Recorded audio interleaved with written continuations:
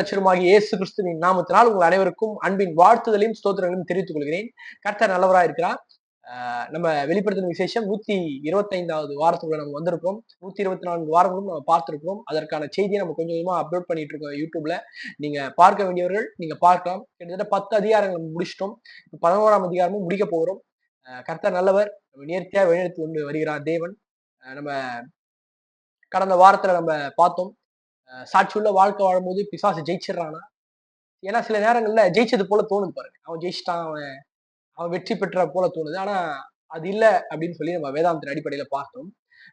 ஒரு காரியத்தை உங்களுக்கு காண்பிக்க விரும்புகிறேன். வெளிப்படுத்தின விசேஷம் இந்த 11ஆம் அதிகாரத்துல முழுக்க முழுக்க நம்ம சாட்சியுள்ள வாழ்க்கையை வாழ்றதை பத்தி தான் முழுக்க முழுக்க நம்ம பார்த்தோம். உதாரணத்துக்கு நம்ம முதல் வசனத்துல இருந்தே ஆரம்பிச்சோம். என்ன முதல் வசனம் என்ன சொல்லப்படுது? தேவன் தங்கும் ஆலயம். நீங்களும் நானும் என்ன தேவன் தங்கும் ஆலயம் என்று பார்த்தோம். இந்த தேவன் தங்கும் ஆலயத்துல எப்படி இருக்கணுமா? தேவனுக்காக சாட்சியுள்ள வாழ்க்கை வாழணும் பாருங்க. அது மட்டும் இல்லாம என்ன, அந்த சாட்சியுள்ள வாழ்க்கை வாழ்றதுக்கு என்ன தேவனுடைய வல்லமை வேண்டும் என்று நம்ம பார்த்தோம். அது மட்டும் இல்லாம என்ன, இந்த சாட்சியுள்ள வாழ்க்கை நம்முடைய மனம் திரும்புதலை பிரதிபலிக்கிறதா இருக்கும் என்று பார்த்தோம். அது மட்டும் இல்லாம என்னவா, இந்த சாட்சியுள்ள வாழ்க்கை வாழும்போது எப்படியெல்லாம் தேவன் நம்முடைய வாழ்க்கையில செயல்படுறாரு அப்படின்னு சொல்லி பார்த்தோம். அதுக்கப்புறம் இந்த சாட்சியுள்ள வாழ்க்கை வாழும்போது ஏன் பிரதர் துன்பம் வருது, ஏன் கஷ்டம் வருது அப்படின்னு பாக்குறோம். அது மட்டும் இல்லாம கடந்த வாரம் பார்த்தோம் பிரதர், இந்த சாட்சியுள்ள வாழ்க்கும் போது பிசாசு ஜெயிச்ச மாதிரி எல்லாம் தோணுது. ஏன்னா சில காரியங்கள் அப்படி தெரியுது பாருங்க. ஜெயிச்சிட்டது போல தோணுது. ஆனா இல்ல அது அப்படின்னு சொல்லி பார்த்தோம் நம்ம. இன்றைக்கு நம்ம என்ன பார்க்க போறோம் என்றால், சத்துருக்கள் பார்க்கும்படியாக வெற்றியை தரும் தேவன் அப்படின்னு சொல்லி பார்க்க போறோம். நீங்க கேட்கலாம், வெளிப்படுத்தின விசேஷம் 11ஆம் அதிகாரம் 12ஆம் வசனத்துல எப்படியா சொல்லப்படுது நாம் படிப்போம். இங்க ஏறி வாருங்கள் என்று வானத்திலிருந்து தங்களுக்கு உண்டான பெரிய சத்தத்தை அவர்கள் கேட்டு மேகத்தில் ஏறி வானத்திற்கு போனார்கள். அவருடைய சத்துருக்கள் அவர்களை பார்த்தார்கள். பாருங்க இந்த வசனத்துல தெளிவா சொல்லப்பட்டிருக்கு. என்ன, அவருடைய சத்துருக்கள் அவர்களை பார்த்தார்கள். இந்த வெளிப்படுத்தின விசேஷம் 11ஆம் அதிகாரத்துடைய பேக்ரவுண்ட நான் சொல்லிடுறேன். இந்த 12ஆம் வசனத்துடைய முற்பகுதியில என்னென்னலாம் நம்ம பார்த்தோம்னா, 2 சாட்சிகள் பூமிக்கு வராங்க. அவங்க சாட்சி சொல்றாங்க. அந்திகிறிஸ்துகிட்டயே சொல்றாங்க. நீ அந்திகிறிஸ்து, நீ இயேசு கிடையாது, நீ கிறிஸ்து கிடையாது. இயேசுதான் மெய்யான கிறிஸ்து என்று சொல்லி அவங்க சாட்சி குடுக்குறாங்க. சாட்சி குடுக்குறாங்க. அது மட்டும் இல்லாம என்னவா, அவங்களோட ஒரு யுத்தம் பண்றாங்க. அந்திகிறிஸ்தானவன் யுத்தம் பண்றான் பாருங்க. யுத்தம் பண்ணி என்ன பண்றான், பிசாசானவன் அவர்கள ஜெயிச்சது போல தோணும். ஆனா ஆக்சுவலா அவங்க ஆனா பாருங்க, அவங்க தோத்தது போல தோணும். ஆனா அவங்க தோக்கல. அதுக்கப்புறம் என்ன பண்றாரு, தேவனுடைய ஜீவ சுவாசம் பாருங்க, பரிசுத்த ஆவியானவர் வந்து என்ன பண்றாராம், வெற்றியை குடுக்கிறார் என்று சொல்லி பார்த்தோம். அது மட்டும் இல்லாம என்ன, பார்த்த பின்பு அந்த வெற்றி எப்படி குடுத்தாராம், கல்வாரி சிலுவையினுடைய ரத்தத்தின் மூலமாய் சிந்தப்பட்ட ரத்தத்தின் மூலமா வெற்றி உண்டானது என்று சொல்லி பார்த்தோம். அதுக்கப்புறம் தான் இந்த 12ஆம் வசனம் சொல்றாரு. அதுக்கப்புறம் தான் என்ன பண்றாரு, அவங்க வெற்றி பெற்ற பிறகு தேவன் என்ன பண்றாரா, நீங்க மேல வாங்க, எவனுக்கு வாங்க அப்படின்னு சொல்லி கூட்டு போறாரு பாருங்க. அந்த டைம்ல தான் அவருடைய சத்துருக்கள் எல்லாம் பாக்குறாங்க. யாரு, என்னடா இவங்க ஜெயிச்சாங்க, இவங்க தோத்துட்ட மாதிரி இருந்தது, ஆனா கடைசியில என்ன இவங்க ஜெயிச்சுட்டு மேல போறாங்களே அப்படின்னு சொல்லி பாக்குறாங்க பாருங்க அவங்களுடைய சத்துருக்கள் எல்லாம். ஓகே, நீங்க கேட்கலாம் பிரதர், இந்த காரியங்கள்லாம் நீங்க ஏற்கனவே சொன்னது போல இந்த காரியங்கள்லாம் இப்ப நடக்கிறது இல்லையே, இதெல்லாம் வந்து நம்ம இல்லாத போது தான் நடக்க போகுது இந்த காரியம். இயேசு கிறிஸ்து மெய்யான தெய்வமாக ஏற்றுக்கொண்டவர்கள் இந்த இன்சிடென்ட் இருக்கவே மாட்டோம். அப்ப ஏன் பிரதர் இதை பார்க்கணும்னா பாருங்க, வேதாந்தத்தில் உள்ள சத்தியங்கள்லாம் பாருங்க, ஒருவரும் ஒருவரும் சத்தியங்களும் நம்ம அறிந்து கொள்வதற்காக தேவன் வச்சிருக்காரு பாருங்க.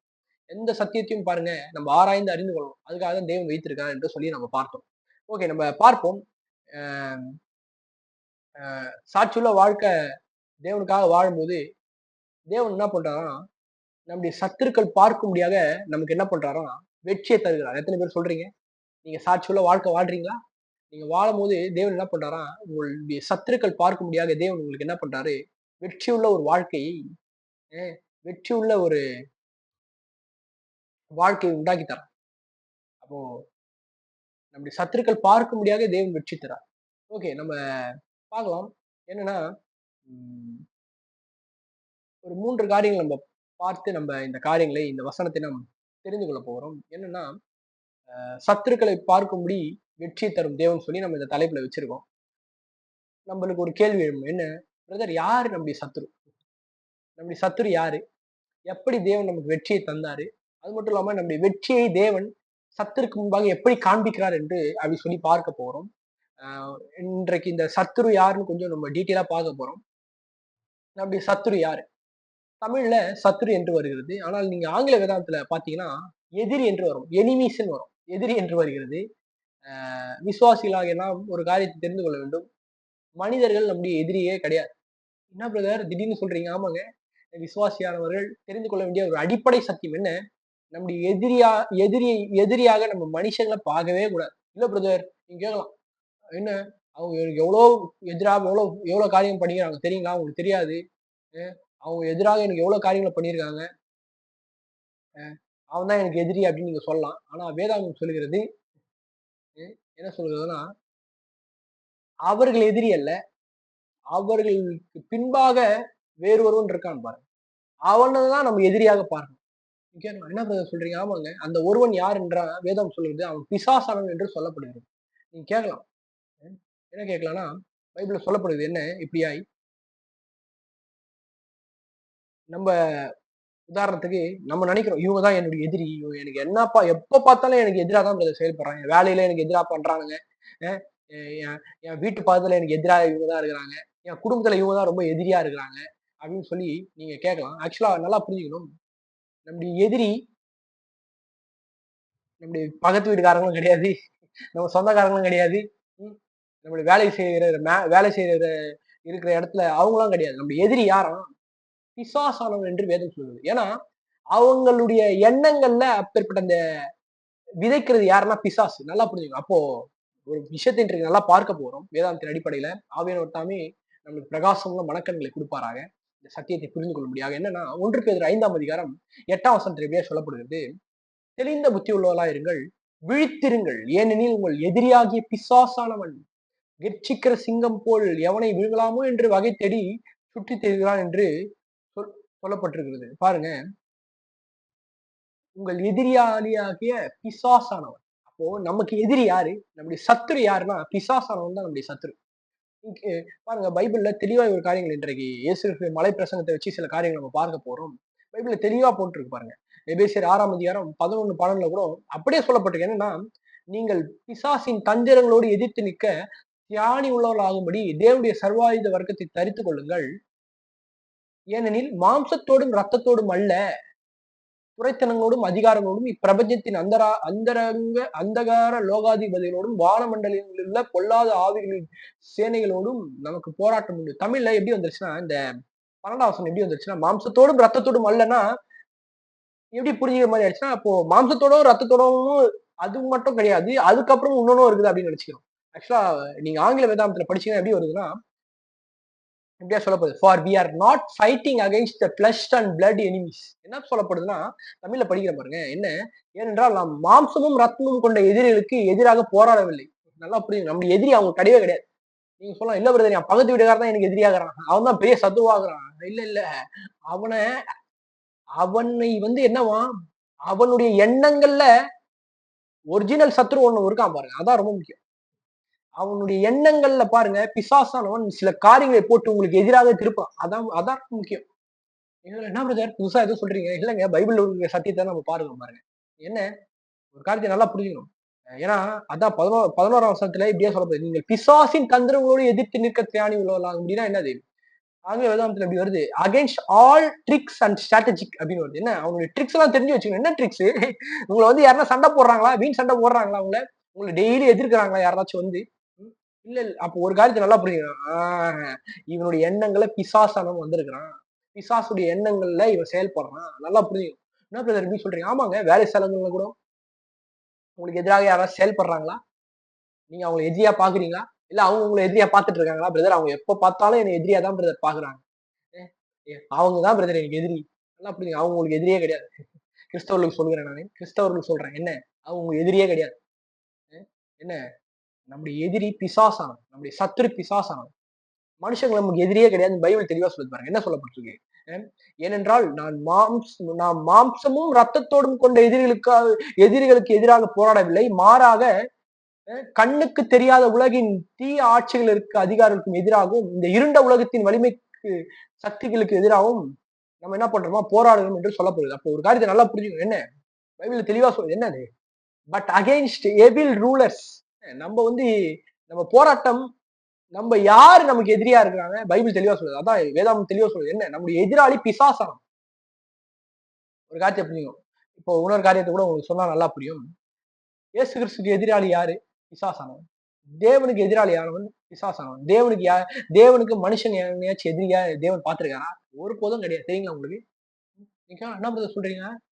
ஆமாங்க. தேவன் மனிதர்களை எதிரியாக பார்க்கவில்லை. நல்லா புரியுது. அப்போ பாருங்க, நம்ம தேவனுக்கு நம்மை படைத்த தேவனுக்கு எதிரியா இல்லன்னா, நமக்கு எதிரி இல்ல. நல்லா புரிஞ்சுக்கணும்.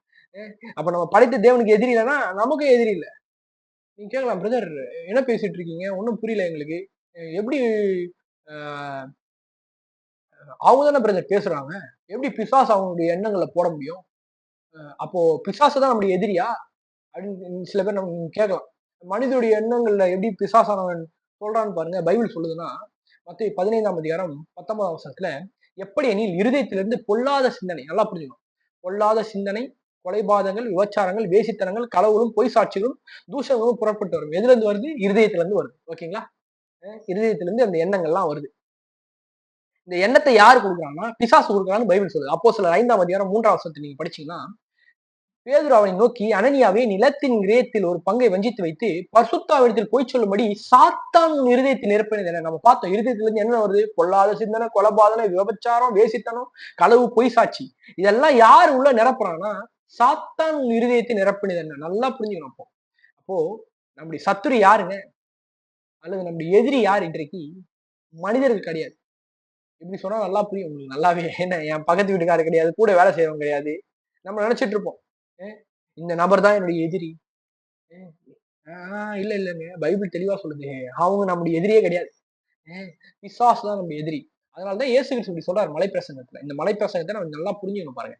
இயேசு கிறிஸ்துவின் மலைப்பிரசங்கம்லாம் கொஞ்சம் டிஃபரெண்ட்டா இருக்கும் பாருங்க. கிறிஸ்தவமே ஒரு டிஃபரெண்டானது பாருங்க. எனக்கு ரொம்ப பிடிக்கும். அப்படி கிறிஸ்தவம் பாருங்க, ரொம்ப ரொம்ப டிஃபரெண்டான கிறிஸ்தவம் பாருங்க. உலகத்துல எந்த மதங்களும் இப்படிலாம் சொல்லாது பாருங்க. நம்முடைய ஆண்டவராகிய இயேசு கிறிஸ்து தான் அப்படி சொல்ல முடியும் பாருங்க. ஏன்னா அவர் ஜீவனுள்ள தேவன். பாருங்க, என்ன சொல்றாரு? உங்கள் சத்துருக்களை சிநேகியுங்கள், உங்களை நிந்தித்து துன்பப்படுத்துகிறவர்களுக்காக ஜெபம் பண்ணுங்கள் என்று வேதத்துல சொல்லப்படுது. நீங்க கேட்கலாம், பிரதர் சத்துருவ நேசியுங்கள், உங்களை துன்பப்படுத்துறதுக்காக ஜெபம் பண்ணுங்கன்னா, அப்ப பிசாசுக்காக ஜெபம் பண்ண சொல்லுதா இது? இந்த வசனம். நீங்க கேட்கலாம். ஏ அ பிசாச நம்ம ஏன்னா ஏன்னா சத்துருன்னு சொல்லுது. பிசாசா? இல்ல, இல்ல நல்லா புரியுது. என்ன நல்லா ஒரு காரியத்த புரியுங்க. என்னன்னா, மனுஷங்க நமக்கு எதிரியே கிடையாது. இந்த வசனம் மனுஷங்கள பற்றி சொல்லுகிற வசனம். என்னப்பா சத்துரு வந்து என்ன பண்றான், பிசாசு வந்து என்ன பண்றான், மனுஷனுடைய எண்ணங்கள்ல போட்டு உங்கள எதிரியாக்கி விட்டுறான். மனுஷனுடைய எண்ணங்கள்ல போய் என்ன பண்றான், உங்களுக்கு எதிரா சில காரியங்கள செய்ய வைக்கிறான். பாருங்க சமீபத்தில கூட சூடான் தேசத்துல நெனைக்கிறேன். கிறிஸ்தவர்கள்லாம் கொன்று குவிக்கிறாங்க. கிட்டத்தட்ட 15,000க்கு மேல கிறிஸ்தவர்லாம் கொன்று குவிச்சிருக்காங்களாம். அது எப்படிங்க நடந்தது? பிசாசு அவன் பாருங்க, மனுஷனுடைய எண்ணங்கள்ல போடுறான் பாருங்க.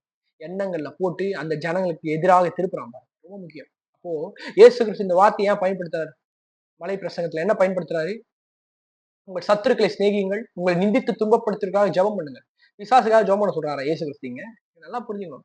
இங்க மனுஷங்கள பத்தி சொல்றாரு. என்ன எப்பா மனுஷங்கப்பா, அவங்களுக்கு வந்து என்னது, அவங்க நமக்கு எதிரி இல்லப்பா. அவங்க அப்படி எதிர்க்க காரணம் என்ன? நம்ம பார்த்தோம். அவங்க எதிர்க்க காரணம் என்ன? பிசாசு அவங்க இருதயத்த போட்டு நிரப்புறான் பாருங்க.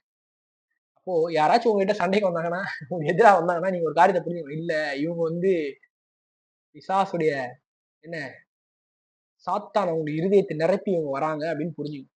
எத்தன பேருக்கு விளங்குதுங்க? கிறிஸ்தவங்களுக்கு விளங்குதா? இதுதான் கிறிஸ்தவம். அததான் இயேசு சொல்றாரு. அப்போ ஒரு வேள இவங்க எல்லாம் எனக்கு எதிரியா செயல்படுறாங்க அப்படின்னு நீங்க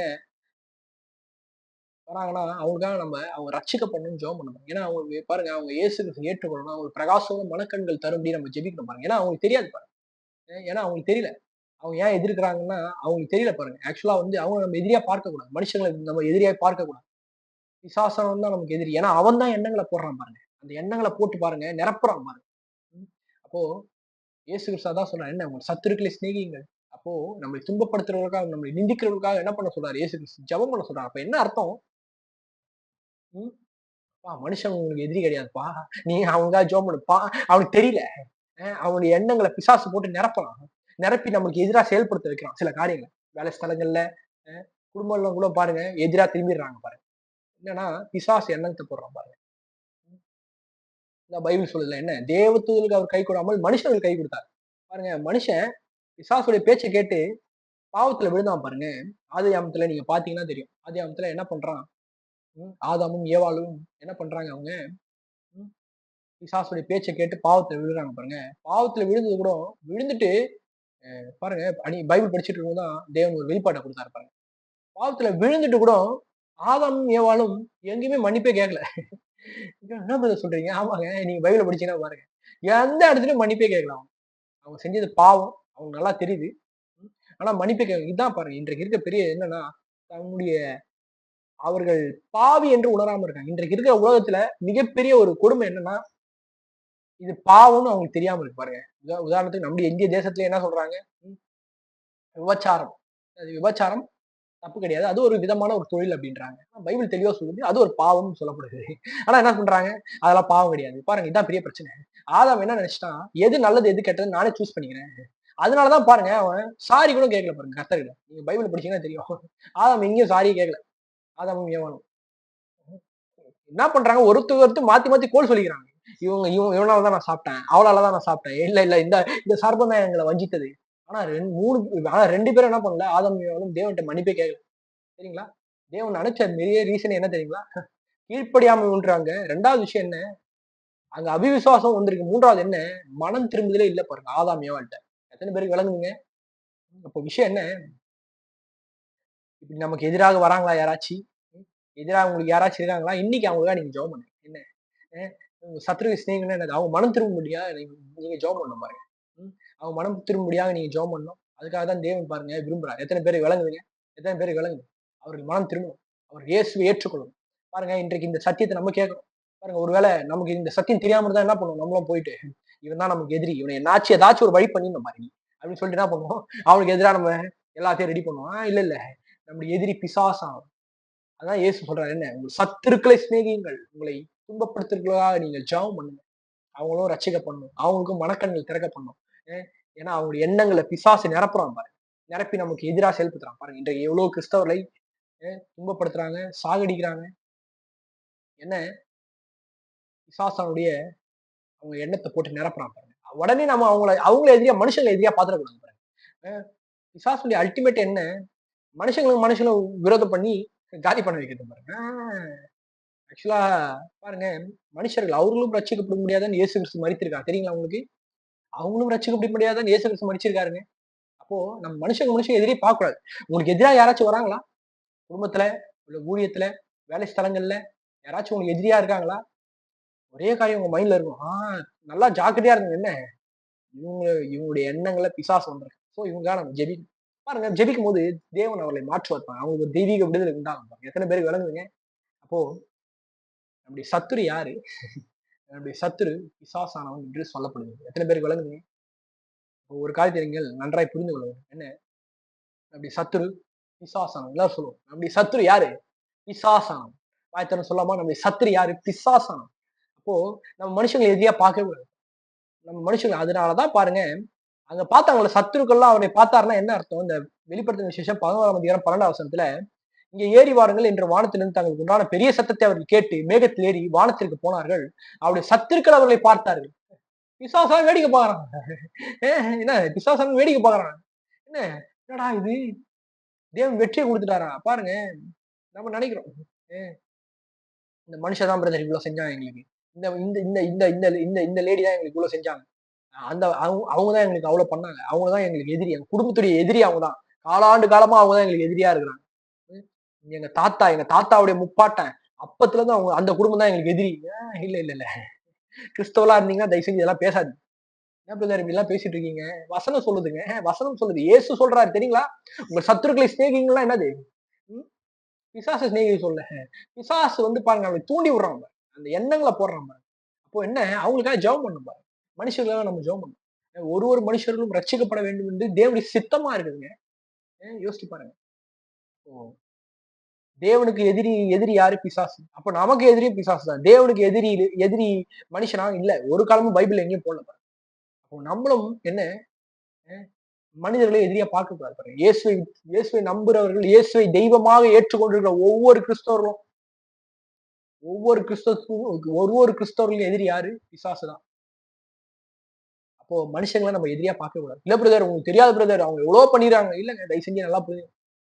அவங்க பிசாசுடைய எண்ணங்களால் நிரப்பப்பட்டு பண்ணாங்க. அவ்வளவுதான். என்ன பிரதர் இப்படி சொல்றீங்க? ஆமாங்க பைபிள் அப்படிதான் சொல்லுது. சரிங்களா? உங்களுக்கு இயேசு கிறிஸ்து கல்வாரி சிலுவையில மரிக்கும்போது என்ன சொல்றாரு? பிதாவே இவர்களை மன்னியும்ன்றாரு. என்ன? பிதாவே இவர்களை மன்னியும். தாங்கள் செய்கிறது என்னதென்று அறியாமல் செய்யறாங்கன்னா என்ன அர்த்தம்? ஜனங்களுக்கே தெரியல ஏன் இயேசு கிறிஸ்துவ கொன்றாங்கன்னு அவங்களுக்கே தெரியாம இருக்கு பாருங்க. ஏன்னா, பிசாசுடைய எண்ணங்கள்ல அவங்க பிசாசு என்ன பண்றான், அவங்களுடைய எண்ணங்கள போட்டு நிரப்புறான் பாருங்க. இந்த இந்த இந்த இந்த எண்ணங்கள போட்டு நிரப்பி எதிராக கிரியை செய்ய வைக்கிறான். அப்போ இன்றைக்கு ஒரு வேளை நீங்க கேட்கலாம், பிரதர் உங்களுக்கு தெரியாது பிரதர் எவ்வளவோ பண்ணிறாங்க. நல்லா புரியுங்க. தேவனுக்கு நன்றாக தெரியுங்க. அதனால தான் பாருங்க இந்த சத்தியத்தெல்லாம் பேச வைக்கிறார். எத்தன பேருக்கு விளங்குது? ஓகே. அப்ப பாருங்க, நம்முடைய சத்துரு யாரு? பிசாசானவன். ஓகே. அப்புறம் இன்னொரு காரியத்த பார்க்க போறோம். 3 காரியங்கள் நம்ம பார்த்தோம். பார்ப்போம் என்று சொன்னோம். முதல் காரியம் நம்முடைய சத்துரு யாரு? பிசாசானவன் என்று பார்த்தோம். 2வது காரியம் என்ன? எப்படி தேவன் நமக்கு வெற்றி தந்தார்?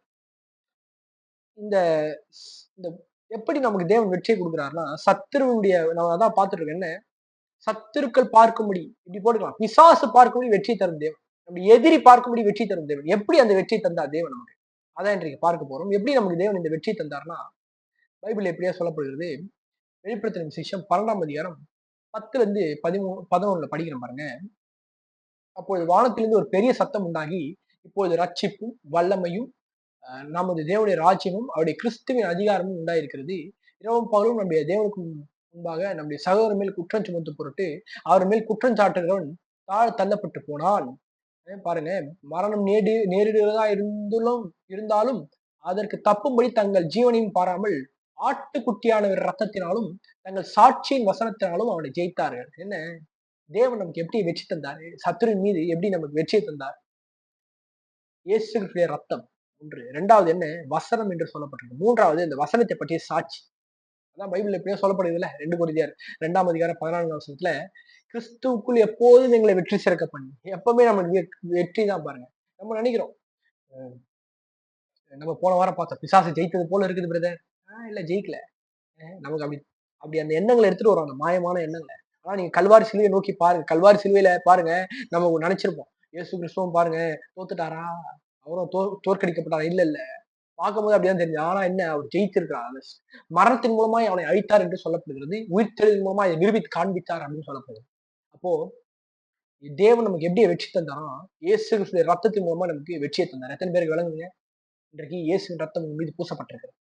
அப்போ ஒரு காரியத்தை நீங்க நன்றாய் புரிஞ்சுக்கணும். இயேசுவின் ரத்தத்தை நீங்க என்ன பண்ணுங்க? வாய் திறந்து பேசுங்க. இயேசுவின் ரத்தம் எங்க மீது பூசப்பட்டிருக்கு. எங்க குடும்பங்கள் மீது பூசப்பட்டிருக்கு. எங்க ஊழியர்கள் மீது பூசப்பட்டிருக்கு. என்னுடைய மனைவி, என்னுடைய பிள்ளைகள் எல்லார் மீதும் இயேசுவின் ரத்தம் பூசப்பட்டிருக்கு என்று நீங்க என்ன பண்ணணும்? வாய் திறந்து அறிக்கை பண்ணணும். அதுக்கப்புறம் வசனத்தை சொல்லணும் பாருங்க. ரொம்ப முக்கியம். எப்படி நமக்கு வெற்றியை தந்தாரு? வசனத்தை அறிக்கை பண்ணணும். அந்த வசனத்தை பற்றிய சாட்சியா இருக்கணும் பாருங்க. வசனம் இதை சொல்லுதுப்பா. நான் இப்படிதான் இருக்க போறேன் என் வாழ்க்கையில. அப்படின்னு இருக்கணும் பாருங்க. ரொம்ப முக்கியம். அப்போ எப்படி தேவன் நமக்கு வெற்றி தந்தாரு? இயேசுவின் ரத்தம் நம்ம மீது பூசப்பட்டிருக்கிறது. அது மட்டும் இல்லாம இந்த வசனத்தை நீங்க வாயை திறந்து சொல்லணும். என்னை பலப்படுத்துகிற கிறிஸ்துவினால எல்லாவற்றையும் செய்ய பலன் உண்டுன்னு சொல்லி உங்க வாயை திறந்து சொல்லணும். அதுக்கப்புறம் என்னவா? இந்த வசனத்தை பற்றின ஒரு சாட்சி கொடுக்கணும். எத்தனை பேருக்கு விளங்குதுங்க? வசனத்தை பற்றி சாட்சி கொடுக்கணும். அப்போ பைபிள் தெளிவா சொல்லுது. என்ன வசனத்தை பற்றிய சாட்சி குடுக்குறீங்களா நீங்க இன்றைக்கு? அ வசனம் சொல்றத நம்ம என்ன பண்ணணும்? அப்படியே எடுத்துக்கணும் பாருங்க. லிட்டரலா எடுத்துக்கணும். இந்த வசனம் என்ன சொல்லுது? இந்த வசனம் எனக்கு தான் சொல்லுது. அப்போ வெற்றியை தருகிறது. இவன் எல்லாம் சொல்லுவோம் வாய் திறந்து. சத்து பார்க்கும்படி நமக்கு வெற்றியை தருகிறது. எதிரி பார்க்கும்படி வெற்றியை தருகிறது தேவன். நம்முடைய தேவன் அப்படிதாங்க. அ நம்ம பார்த்தோம் நம்முடைய சத்துரு யாரு? நமக்கு எப்படி தேவன் வெற்றி தந்தாரா? அவருடைய ரத்தத்தின் மூலமா நமக்கு வெற்றி தந்தார். எத்தன பேர் சொல்றீங்க? இயேசு கிறிஸ்து ரத்தம் என்ன? நமக்கு வெற்றி, ஜெயத்தை உண்டு பண்ணுகிற ரத்தம். சரிங்களா உங்களுக்கு? அ உலகத்துல எந்த ரத்தமே பாருங்க ஜெயத்த குடுக்காது. இந்த ரத்தம் ஜெயத்த குடுக்கிற ரத்தம். இந்த ரத்தம் பாருங்க ஜெயத்திற்காகவே இந்த ரத்தம். ம். பாருங்க இந்த ரத்தம் இருந்தா போதும். உங்க வாழ்க்கை மாறும். இந்த ரத்தம் இருந்தா போதும். உடல்ல இருக்கிற பலவீனங்கள்லாம் நீங்கும். என்ன பிரதர் சொல்றீங்க? ஆமாங்க. இந்த ரத்தம் ரொம்ப எப்படி சொல்றது? விலையேற பெற்ற ரத்தம். விலையேற பெற்ற ரத்தம் இந்த ரத்தம். இந்த ரத்தத்துக்கு மதிப்பே இல்ல பாருங்க. அந்த அளவுக்கு மதிப்பு மிக்க மன்னிக்கணும் மதிப்பே இல்லன்ட்டேன். மதிப்பு மிக்க எப்படி சொல்றதுன்னா, அதுக்கு கவுண்டே எப்படி சொல்றதுன்னா, பிரைஸ் டாகே எழுத முடியாது இந்த ரத்தத்துக்கு. ஏன்னா பிரைஸ் டாக் இல்லாத ஒரு ரத்தம் இந்த ரத்தம். எத்தன பேர் சொல்றீங்க? எத்தன பேர் சொல்றீங்க? இயேசுவின் ரத்தம் சொல்லுவோம். இயேசுவின் ரத்தம் பிரைஸ் டாக் இல்லாத ரத்தம். எவ்வளவு பிரைஸ் போடுறீங்க? யோசிச்சு பாருங்க. நித்திய ஜீவனை நமக்கு குடுத்திருக்கு இந்த ரத்தம். அ நித்திய ஜீவனை உண்டு பண்ணியிருக்கு. சரீர சுகத்தை ஏற்படுத்தியிருக்கு இந்த ரத்தம்.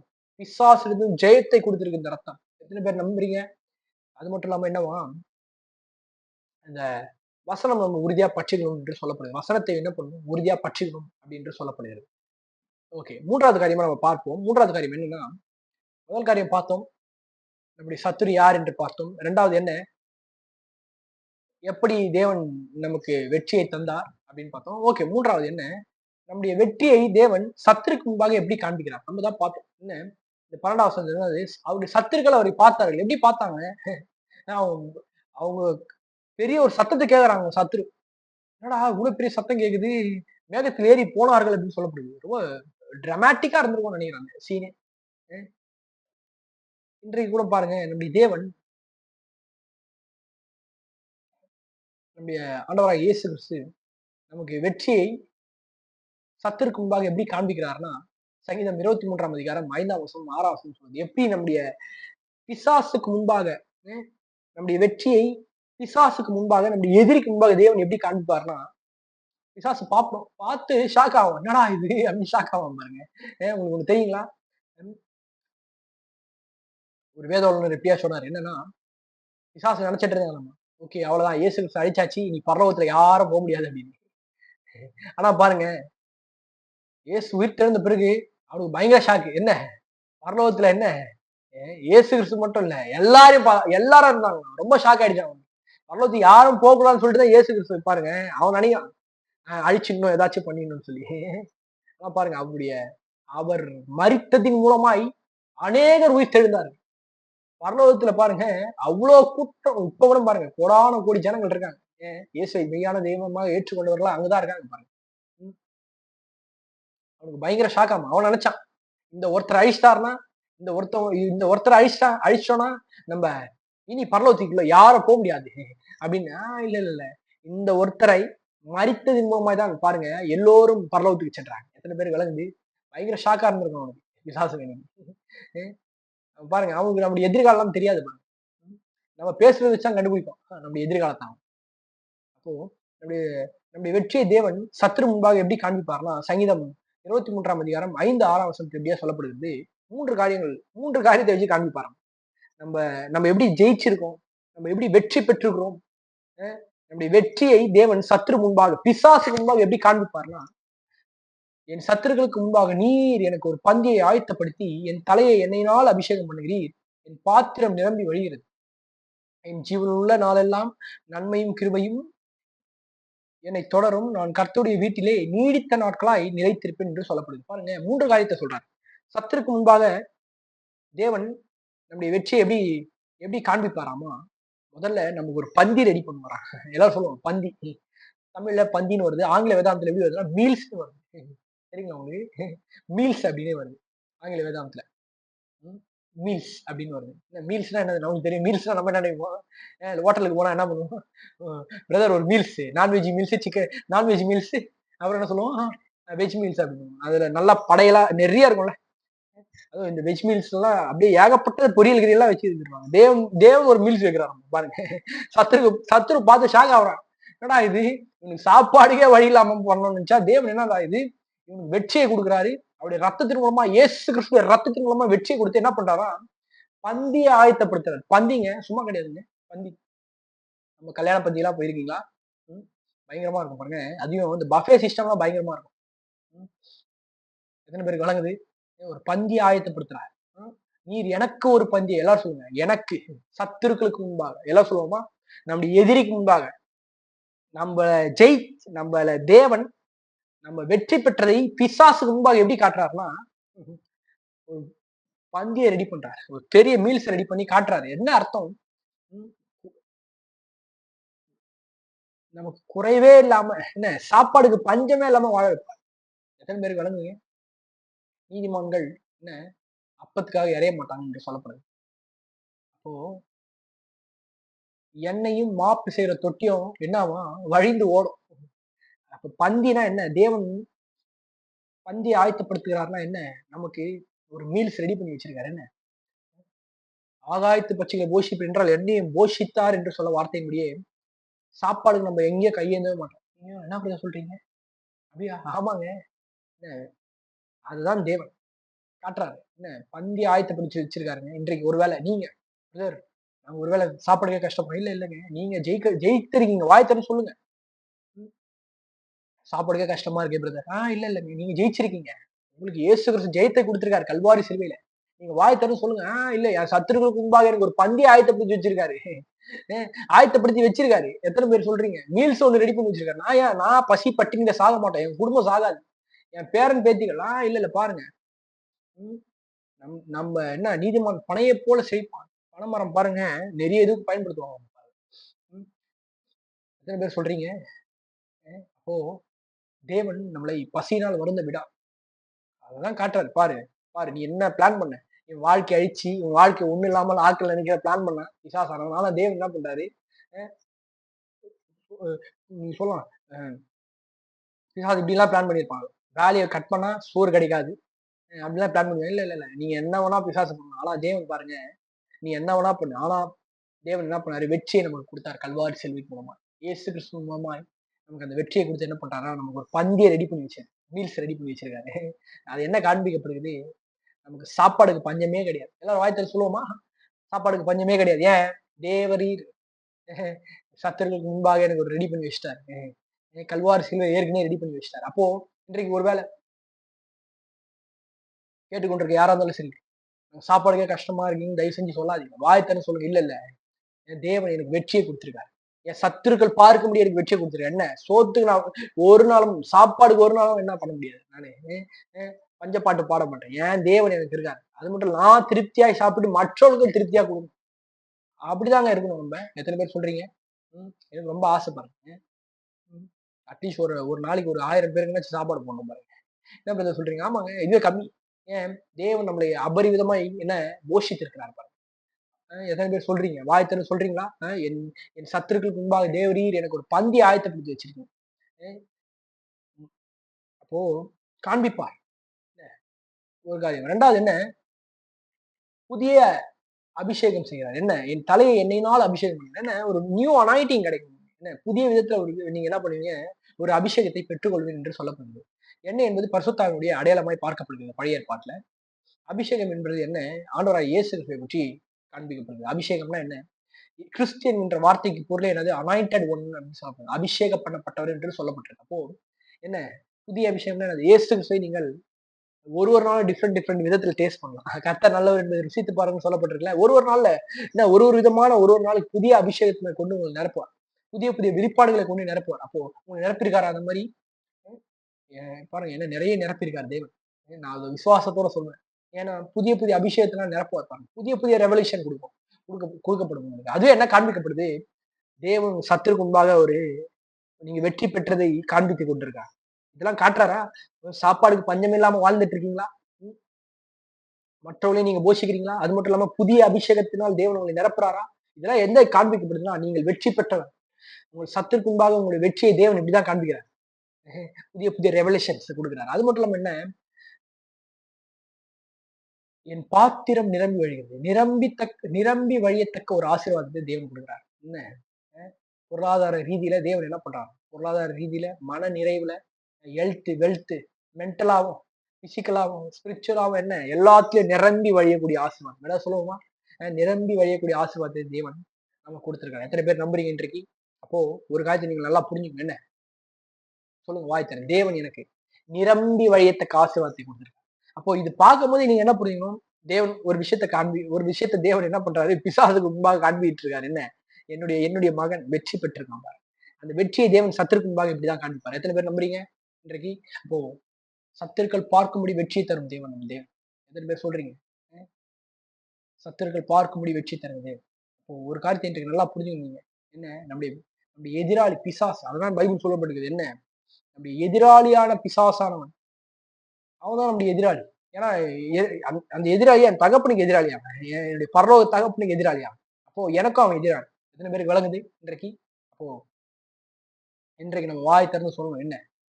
கர்த்தர் என் என் சத்துருவுக்கு முன்பாக எனக்கு அ பந்திய ஆயத்தப்படுத்தி எனக்கு வெற்றியை தந்திருக்கிறார். அதற்காக கர்த்தருக்கு ஸ்தோத்திரம் பண்ணுங்க. கர்த்தருக்கு ஸ்தோத்திரம் பண்ணுங்க. அது மட்டும் இல்லாம என்ன? சொல்லுங்க. கிறிஸ்துவுக்குள் எப்போதும் எங்களை வெற்றி சிறக்க பண்ணுகிறார். தோல்வியே கிடையாது. கிறிஸ்துவுக்குள்ள இருக்கீங்களா நீங்க?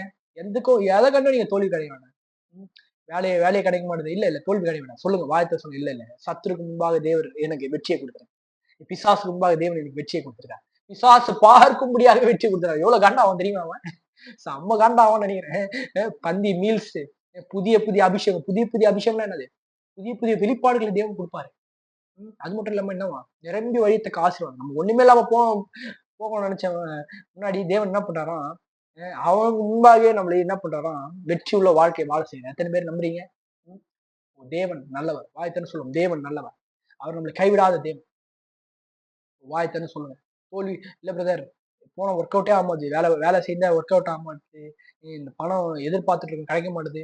அ இந்த ஆவிக்குரிய ரீதியில எனக்கு இந்த ஆசீர்வாதம் வேணும்னு பார்த்துட்டு இருக்கேன். ஆனா இல்ல, இல்ல, இல்ல. வாய திறந்து சொல்லுங்க. என் சத்துருக்கள் பார்க்க முடியாத தேவன் எனக்கு வெற்றிய தந்துட்டார். கல்வாரி சிலுவையில ஏற்கனவே குடுத்துட்டாருங்க அந்த வெற்றி. இயேசு கிறிஸ்துவின் சிந்தப்பட்ட ரத்தம் நமக்கு வெற்றியை குடுத்தது. தெரியுங்களா உங்களுக்கு? பார்த்தோம். ஆட்டுக்குட்டியானுடைய ரத்தத்தினாலும், சாட்சியின் வசனத்தினாலும் அவனை ஜெயித்தார்கள். ரொம்ப முக்கியம். ஆமென். எத்தன பேர் சொல்றீங்க இன்றைக்கு வாய் திறந்து சொல்லுவோமா? வாய் திறந்து சொல்லுவோமா? சத்துரு பார்க்கும்படி வெற்றி தருகிறது. என் சத்துருக்கு முன்பாக அ சத்துருக்கள் காணும்படியாக எனக்கு வெற்றி தருகிறது. எத்தன பேர் நம்புறீங்க? ஆமென். கர்த்தர் தாமே உங்களை யாவரும் ஆசீர்வதிப்பாராக. ஆமென்.